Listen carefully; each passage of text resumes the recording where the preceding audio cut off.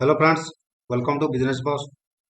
Friends, आज आम देखा ऑप्शन हेजिंग करके केमती कौन प्रॉफिट हो पार्टी। तो मुझे गला दी तीन दिन है मोर वीडियो लाइव ट्रेडिंग वीडियो पकई। तो आज भी देखी दिंतु हेजिंग रे को टाइप प्रॉफिट आम नहीं पार। देखो मोर पूरा पोजिशन अच्छी सेम CBTC 12 तारीख कंट्राक्ट 10 तारीख 15 तारीख सब कंट्राक्ट गुड़ा अच्छी। ये देखो मोर पाखापाखि $70 प्रॉफिट अच्छी। यही सब पोजिशन जाक मोर सब अच्छी।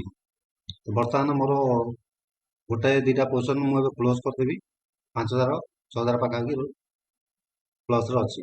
तो दी तीन दिन तले भी प्रॉफिट थिला, तबे भी ऑप्शन हेजिंग रे प्रॉफिट होची। देखो एटा गोटे $37 थिला, एटा पाखापाखि 34 हेलानी। तो मुझे क्लोज करदेवी। ऑप्शन हेजिंग रे कौन होची, ऑप्शन हेजिंग रे मार्केट जुआड़ भी गले मध्य आपनकर पोजीशन सेफ रहइबो।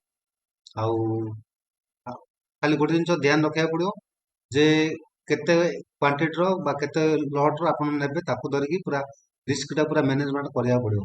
ताले जाई ऑप्शन हेजिंग आपन माने सब बेले प्राय प्रॉफिट रे रहि परिबे। तो मु जस्ट गोटे पोजीशन मोर क्लोज कर देबी।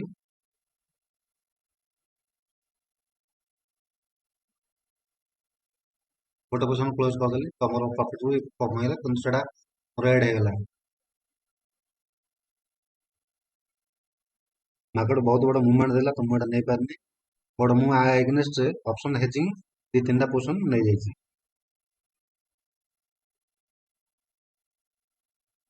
तो एटा देखंतु हमरो आजिरो ମୁଁ ଆଜିର ଦିଟା ଅର୍ଡର ବୁକ୍ କରିଦେଇଛି।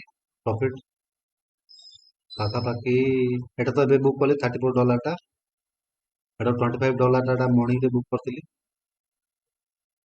10 ଅଗଷ୍ଟ 8:42 ଟାଇମ। ଆଉ ଗୋଟେ $8 କରିଥିଲି, ତ ସେଟା କାଲିର ନା ସକାଳ ମୁଁ ଛୋଟ ଅର୍ଡରଟେ ବୁକ୍ କରିଲି। ଏଟା ମୋର ମାନେ ଥିଲା 2 ଦିନ ତଳ ପୋଜିସନ ଟା ଥିଲା, ସେଟା ଆଜି କ୍ଲୋଜ କରିଦେଲି। ତ ଏଟା ମୋର କହିବା ଗଲା ଅପସନ ହେଜିଂ ଦ୍ୱାରା ଆପଣଙ୍କର ଫଣ୍ଡ ପୁରା ସିକ୍ୟୁର ମାନେ ଅଲମୋଷ୍ଟ ସିକ୍ୟୁର ରହିବ, କିନ୍ତୁ ମ୍ୟାନେଜ କରିବାକୁ ପଡିବ।